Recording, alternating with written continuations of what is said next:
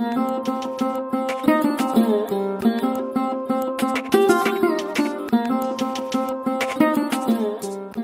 is Steven from RealFixesRealFast.com, and what we've got for you today is a tip on how to install some heads on an 05 Chevy Equinox. It's a 3.4, which is a transverse mounted V6. And as you guys that have done this before will probably know that if you got a head with a manifold or something on the back of it, it kind of makes it awkward and heavy, and just trying to get it on there is quite a chore without damaging the head gasket. Whenever you're installing a new head, you always need new head bolts. So instead of discarding the old ones, this is what you do with them.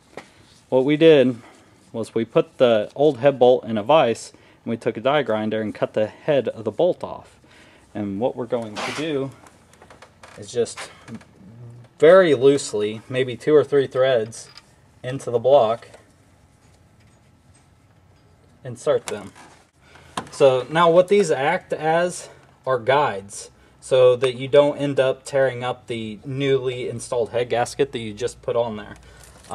Because if you don't have them, with, like I said before, the weight of the head and trying to lean over, you can easily gouge the gasket with any corner of the head. So this will eliminate that problem. Before you put a new head on, you need to check it, because sometimes they put an anti-rust or corrosion coating on them, and you need to take some non-oil based solvent and wipe that off the bottom of the head before you install it onto the head gasket, because that could give you some sealing issues.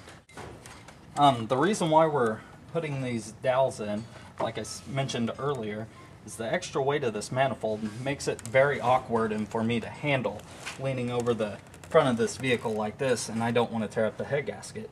So those dowels I use as alignment pins so I don't tear up the head gasket.